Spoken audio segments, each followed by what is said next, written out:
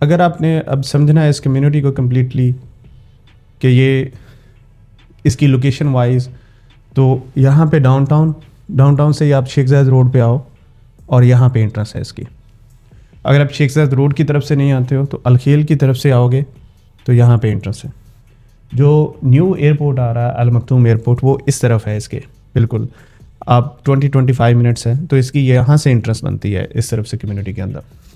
अगर आप Dubai Marina या फिर JLT की साइड पे या पाम की तरफ जाते हो तो यहाँ से भी एंट्रेंस है इसकी। तो इस ऑलमोस्ट के इसकी कोई 8 एंट्रेंसेस हैं। बट अगर हम इसकी प्राइस को कंपैरिजन करें, जो मेन हमें चीज़ समझने की ज़रूरत है कि इस कम्युनिटी की एरिया का कंपटीशन किसके साथ हो सकता है। आपको क्या लगता है किसके साथ इसको कंपेयर किया जा सकता है? इसको अलबरशाह के साथ कंपेयर किया जा सकता है? नहीं, जो कि अवेलेबल ही नहीं है फॉर सेल के लिए।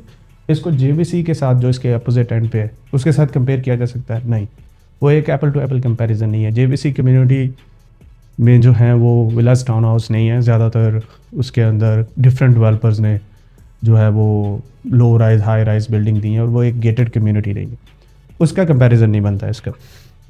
अगर हम इसको देखें तो ये मोस्ट लाइकली इस एरिया के साथ रिजेंबल करता है जो कि एमरेट्स हिल्स है।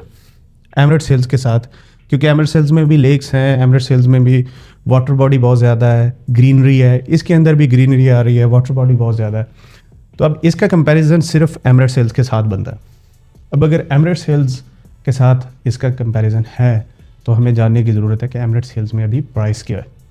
उससे मोर और लेस कुछ सेम प्राइसेस होंगी, बट एमरेट्स हिल्स की प्राइसेस से आपको थोड़ा आइडिया लग सकता है कि इसके अंदर क्या प्राइसेस आएंगी। मैंने एक शीट बनाई है कि जो रिसेंटली पिछले 1 ईयर के अंदर ट्रांजैक्शंस हुई हैं एमरेट्स हिल्स के अंदर। स्टूडियो की ट्रांजैक्शंस पे जो एमरेट्स हिल्स के अंदर प्राइस आ रही है वो 882,000 तक आ रही है, 1773 तक आ रही है। 1 बेड की ये टोटल सेल्स वैल्यू है पर बेडरूम इन एमरेट्स लिविंग।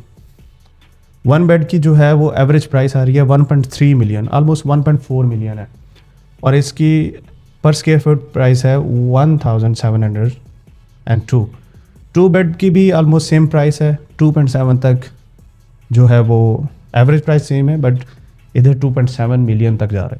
तो 1 bed studio 800 to 900, 1 bed 1.4, 2 bed 2.7 और फिर इससे आगे 3 बेड 5 मिलियन है। अब ये बात इसमें है कि टाउन हाउस और विलाज आ जाते हैं। 3 बेड में 5 मिलियन है, 4 बेड में 10 मिलियन है, 5 बेड में 16, फिर 24 मिलियन, फिर 37 मिलियन 7 बेड में है और 8 बेड में 55 मिलियन है एमरेट्स लिविंग में। अब एमरेट्स लिविंग में अगर ये प्राइस है इसकी नेबरहुड में, तो इससे रिजेंबल तो करेगी ना प्राइस, इससे कम तो नहीं दे सकते। अगर सारी एमेनिटीज़ उस तरह दे रहे हैं या इससे मोर और लेस दे सकते हैं, ज़्यादा फ़र्क नहीं होगा इसके अंदर। ये ओवरऑल समरी है जिसमें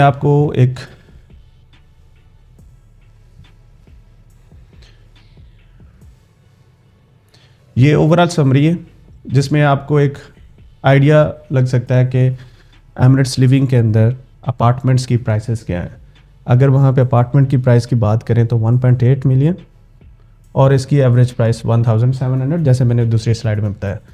अगर कोई टाउन हाउस है 3 बेड का 4 बेड का तो ये 4.2 मिलियन के अराउंड है और इसकी एवरेज प्राइस है 1965। अगर हम विला की बात करें तो विला की एवरेज प्राइस है 19 मिलियन, 19 to 20 मिलियन और एवरेज प्राइस पर स्क्वायर फुट है 2800। तो हमें क्या पता लगता है यहाँ पे कि अगर कोई अपार्टमेंट आएगा तो वो 1700 पर स्क्वायर फीट पे आएगा। अगर कोई टाउन हाउस है तो 2000 स्क्वायर फीट पे आएगा। अगर कोई विला है 4 बेड है 5 बेड है, प्लॉट पे डिपेंड करेगी बात, लेकिन उसकी एवरेज प्राइस 2800 हो सकती है, 3000 हो सकती है, 2500 भी हो सकती है अर्ली फेजेस में। लेकिन अगर एक कम्युनिटी उसकी नेबरहुड के साथ रिजेंबल कर रही है तो उसकी प्राइस रेंज यही होगी। बट अभी तक कुछ भी अनाउंस नहीं है। अर्ली 2026 में अभी इसमें कुछ टाइम है जिसमें ये अनाउंसमेंट आएगी। तो मेरा कॉन्टैक्ट डिटेल यहाँ पे दी हुई है, आप प्लीज़ मुझे व्हाट्सअप कर दीजिएगा अगर आपको मज़ीद इसके बारे में जानना है, कोई डिटेल लेनी है। मैं आपके साथ लूप में रहूँगा और आपको जैसे ही इसके बारे में कोई अपडेट आती रहती है तो आपको कम्युनिकेट करता रहूँगा। Thank you so much for watching my YouTube channel.